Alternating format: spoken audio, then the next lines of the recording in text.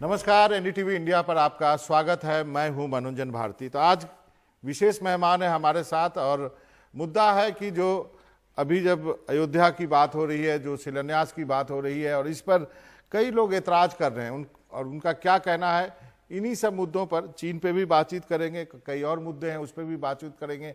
हमारे साथ हैं AIMIM के नेता असदुद्दीन ओवैसी साहब। सर, आपका एनडीटीवी इंडिया से बात करने के लिए आपका बहुत बहुत शुक्रिया, आपने वक्त निकाला है।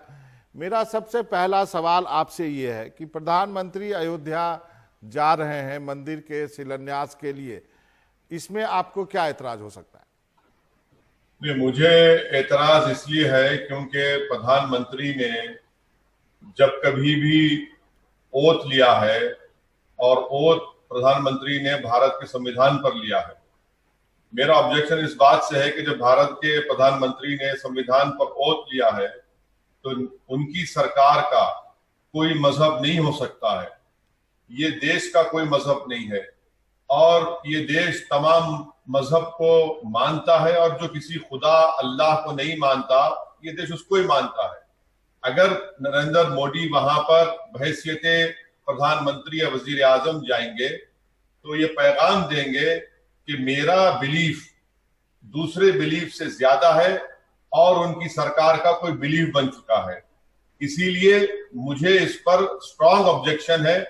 अगर प्रधानमंत्री को जाना है तो पूरे देश से कह दे कि मैं वहां पर बहैसियत एक अपनी इंडिविजुअल कैपेसिटी में नरेंद्र मोदी जा रहा है और साथ ही साथ तमाम मीडिया से कह दे कि वो मेरा वहां पर जाने का लाइव टेलीकास्ट ना करे। एक दूसरा पॉइंट ये है कि सारी दुनिया जानती है कि 1966 में विश्व हिंदू परिषद को बनाया गया। उससे पहले कभी भी राम जन्मभूमि का मुद्दा कभी था ही नहीं। ना मालवीय, ना के मुंशी, ना सरदार पटेल, इतने बड़े बड़े लीडर्स ने राम जन्मभूमि का मसला नहीं उठाया। विश्व हिंदू परिषद के बनने के बाद और 1989 में पालमपुर का बीजेपी रेजोल्यूशन बनाया और उसी के दरमियान में ये पूरा राम जन्मभूमि का मसला छेड़ा गया, इसको शुरू किया गया। और आज आप देखते हैं कि खुद जिन लोगों पर बाबरी मस्जिद की डिमोलिशन का क्रिमिनल केस चल रहा है उनको दावत दी जा रही है। तीसरा ये कि 6 दिसंबर को बाबरी मस्जिद को उन लोगों ने शहीद किया जो सुप्रीम कोर्ट गए थे और जाकर सुप्रीम कोर्ट से कहा कि हम बाबरी मस्जिद को हाथ नहीं लगाएंगे। अगर सुप्रीम कोर्ट बाबरी मस्जिद के पास शिलान्यास की इजाजत नहीं देता तो मस्जिद शहीद नहीं होती। इसीलिए तमाम के तमाम चीजें देश के सामने हैं और अगर 6 दिसंबर को मस्जिद शहीद नहीं होती तो क्या सुप्रीम कोर्ट का फैसला आता। और सारी दुनिया जानती है कि बीजेपी ने अडवाणी की रथ यात्रा को शुरू किया, जहां कहीं भी ये रथ यात्रा गई। लेकिन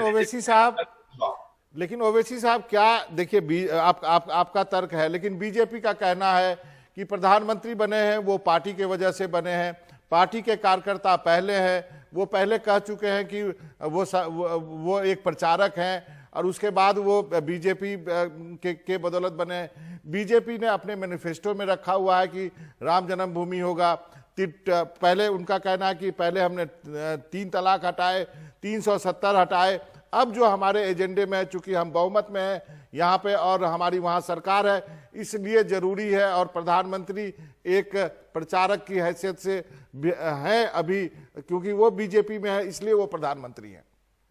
वो प्रचारक यकीनन थे और मुझे यकीन है कि है भी अभी, मगर एक बहुत बड़ी मुश्किल उनके लिए ये है कि संविधान के लिहाज से वो एक देश के प्रधानमंत्री हैं। वो कह देना सारी देश के सामने कि नरेंद्र मोदी प्रचारक है, नरेंद्र मोदी पहले प्रचारक है बाद में प्राइम मिनिस्टर है। कह दे नरेंद्र मोदी आज भी संघ परिवार से उनका रिश्ता है, वो देश के प्रधानमंत्री बाद में है। जब वो देश के प्रधानमंत्री हैं तो उन पर संविधान की जिम्मेदारी आयद होती है और संविधान में सेकुलरिज्म एक बेसिक स्ट्रक्चर का हिस्सा है। प्रधानमंत्री अगर वहां पर जाएंगे तो बहैसियत प्रधानमंत्री नहीं बल्कि कॉन्करर के रूप में वहां पर जाएंगे और जाकर वहां पर वो जख्मों पर मरहम नहीं बल्कि जख्मों में इजाफा करेंगे। लेकिन ओवैसी साहब ये कहाँ पे लिखा हुआ है कि एक प्रचारक जो है वो प्रधानमंत्री नहीं बन सकता, एक आरएसएस का आदमी प्रधानमंत्री नहीं बन सकता? ये कहाँ पे लिखा हुआ है? जो कोई भी देश का प्रधानमंत्री बनता है वो संविधान के बंदिशों में जकड़ जाता है। जो कोई भी देश का प्रधानमंत्री बनता है या कैबिनेट का मिनिस्टर बनता है या चीफ मिनिस्टर बनता है, वो संविधान उसको अपनी जंजीरों में बांध देता है। अगर आप उन जंजीरों को तोड़ देंगे तो उससे संविधान कमजोर होगा। अगर आप उन जिम्मेदारियों का लिहाज नहीं रखेंगे तो आप संविधान को कमजोर कर रहे हैं।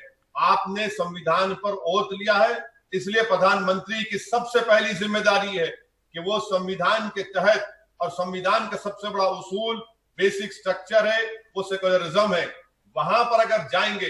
बाबरी मस्जिद इस देश के लिए एक डिवाइसिव इशू रहा है, कई बरसों से कई मासूम लोगों का खून उसमें बहा है, इससे कोई डिनाई नहीं कर सकता।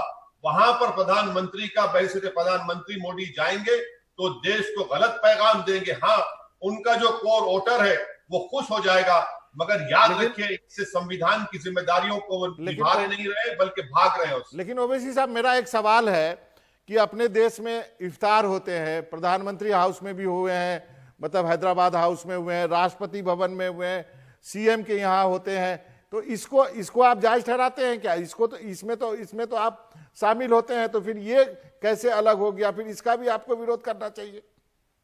नंबर 1 पॉइंट आपके सवाल का जवाब ये है कि मेरा मानना यह है कि अगर देश में यह फैसला हो जाता है, चाहे वो सेंटर की सरकार हो या स्टेट की सरकार हो, कि हम किसी भी मजहब के रिचुअल्स में हिस्सा नहीं लेंगे, बल्कि मैं इसका डिमांड करता हूं और मैं इसका वेलकम करूंगा कि एक पूरी गवर्नमेंट ऑफ इंडिया एक फैसला ले ले कि चाहे इस्लाम हो, चाहे हिंदुइज्म हो, क्रिश्चियनिटी हो, बौद्ध मजहब हो, जैन मजहब हो, हम किसी भी सरकार की तरफ से कोई भी रिलीजन के रिलीजियस रिचुअल्स में हिस्सा नहीं लेंगे।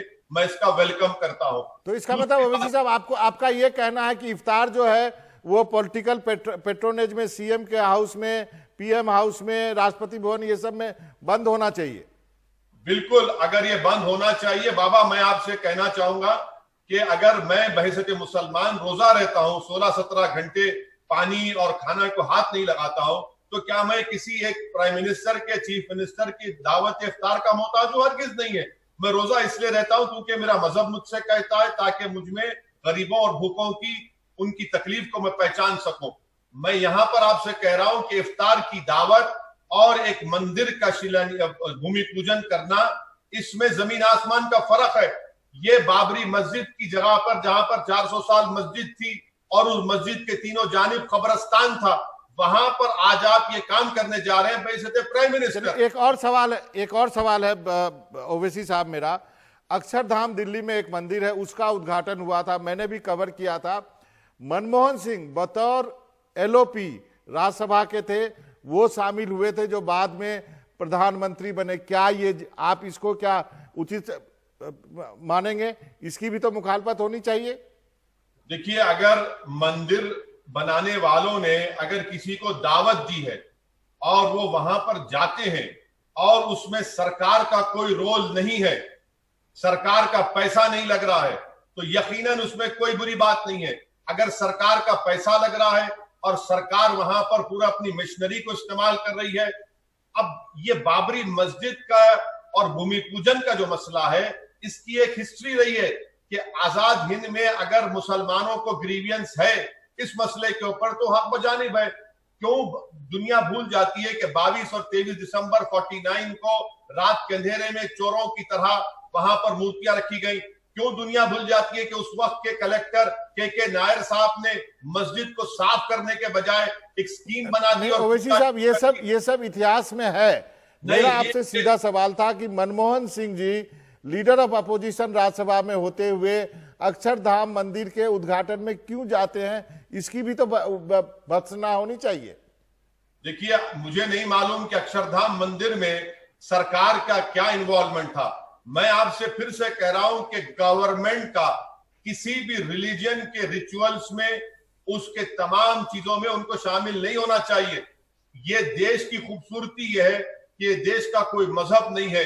गवर्नमेंट रिलीजन के से अलग होना चाहिए, उससे ऊपर होना चाहिए, और गवर्नमेंट यकीनन तमाम रिलीजन को माने। मगर अगर एक गवर्नमेंट या अगर एक एलओपी एक रिलीजन को प्रमोट करता है, तो इससे देश का सेक्युलरिज्म कमजोर होगा, इसमें देश में गलत मैसेज जाएगा और मेजोरिटेरियन फॉर्म ऑफ पॉलिटिक्स में और इजाफा होगा। लेकिन ओवैसी साहब, कहने वाले तो ये भी कहते हैं कि आपके पार्टी के नाम में मुसलमान है, आप केवल विरोध करने के लिए इस सरकार के हर काम का विरोध करते हैं। ये जाहिल लोग हैं, अनपढ़ लोग हैं। अगर वो पढ़ लेते इलेक्शन लॉ, किसी भी पॉलिटिकल पार्टी को जब रजिस्ट्रेशन करवाया जाता है तो उससे कहा जाता है कि आपको भारत के संविधान को मानना पड़ेगा, आपको भारत के प्रियम्बल को मानना पड़ेगा, जिसमें लिबर्टी, इक्वालिटी, जस्टिस, फ्रेटर्निटी लिखा गया, जिसमें फंडामेंटल राइट्स है।